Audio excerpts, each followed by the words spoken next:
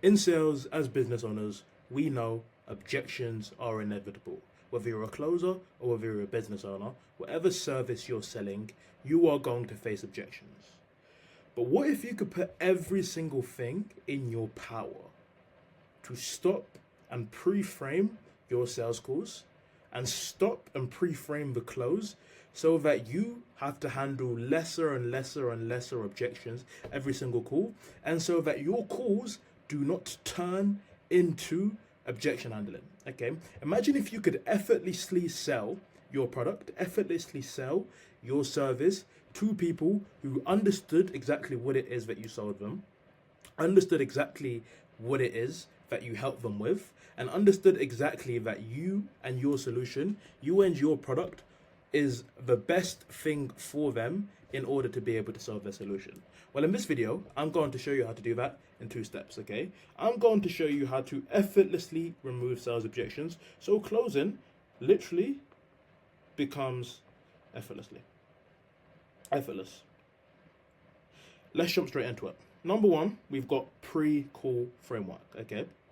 Now, the beginning of the call is, like, before the call even happens, is probably one of the biggest chances you will ever get to handle objections before they even get there. And let me explain why, okay? Let me explain our pre-call process that we use with all of our sales teams. We have call booked, we create a WhatsApp chat with the closer, and the pre-call nurturing process starts. We send a sales asset with a student testimonial plus a website.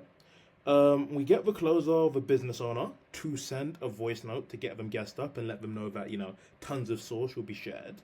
Okay, and then we send show-up reminders. We ask them if there's any questions, and then we send a reminder 12 hours before the call, 1 hour before the call, and then 10 minutes before we send a picture of the closer or the business owner on the call, ready to take the sales call. The most important part really is in this section, okay? The sales asset, the student testimonial on the website, okay? Because this is your best chance to send your best possible resource, okay? Whether that's a VSL, interview, case study, whatever it is, that is your chance to send your best possible resource to, number one, educate the prospect on exactly what it is that you're going to be talking to them on the call, and exactly how it is that you help your clients, how it is that you help people. And number two, remove questions, fears, and doubts that they may have before the sales call that they're going to need to factor in before they actually pay you and before they actually provide you money for your service.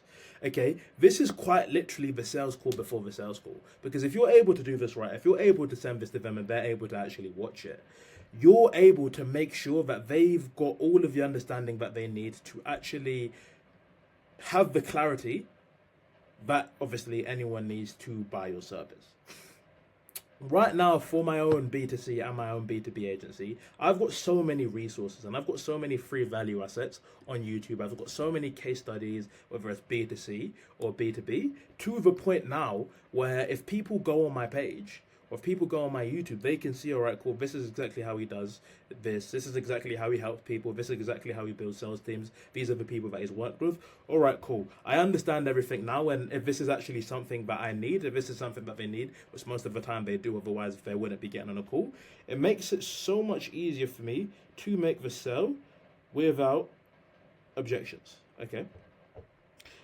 The pre-call process, okay, do not sleep on this.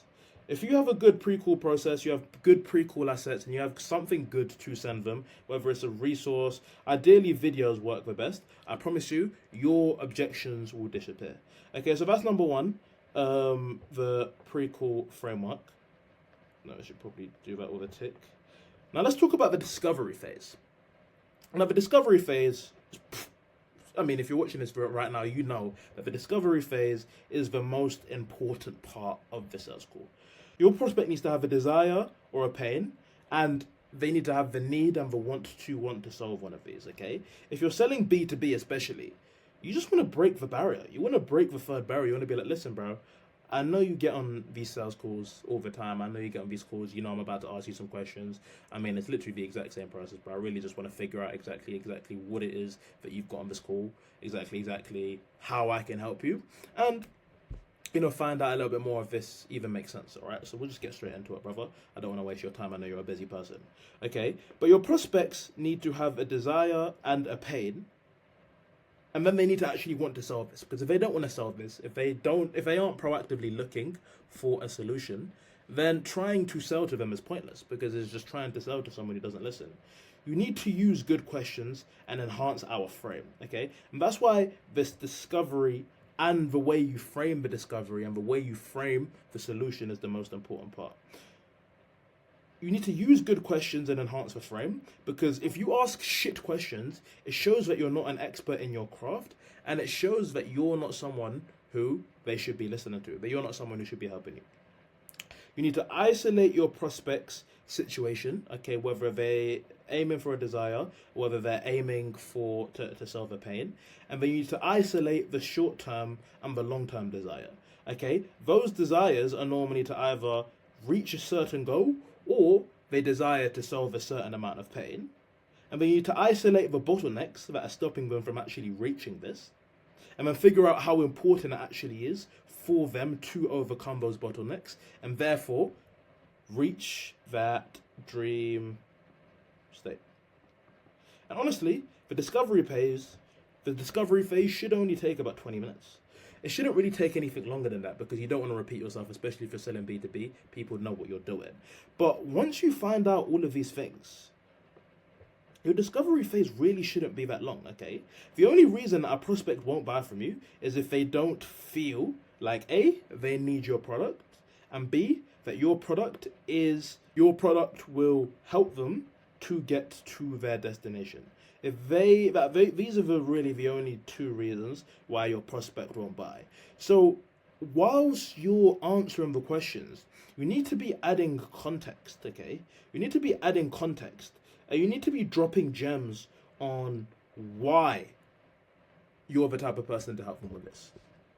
You need to be dropping subtle hints of credibility, people that you've worked with, exactly how you've solved this in the past, what you do in that situation, giving them gems and giving them free value, because this is going to show them, this is going to increase your frame and increase your credibility of being the person that is actually going to help them solve their issues, okay? And once you've done this, all you need to do is isolate. You need to isolate, is it the right thing? Is it the right time? And why? Why is this the right thing that's going to help them? Why is this the right time? And why for both of those things, okay? They're on the call for one of four reasons, okay? They're either on the call to get out of pain. They're either on the call to get to current pleasure. They're either on the call to get rid of future pain. And they're either on the call to get rid of future pleasure. The only reason, these are the only four reasons why someone will get on a call. Okay, unless you're dealing with people that have 0 lives, no one just wants to get on a call just to talk for no reason. Do you know what I mean? So your sole purpose as a closer or as a business owner, you need to figure out which one they are in. You need to figure out exactly where your prospects and where your clients are in, and then solve your service, paint your service, paint your solution as the dream vehicle and the dream way that they're actually going to be able to get to that ideal state and that ideal solution. And that is quite literally as simple as long as they understand that, as long as they understand these four things, and as long as you do these things correctly, there's no reason why you don't close sales calls.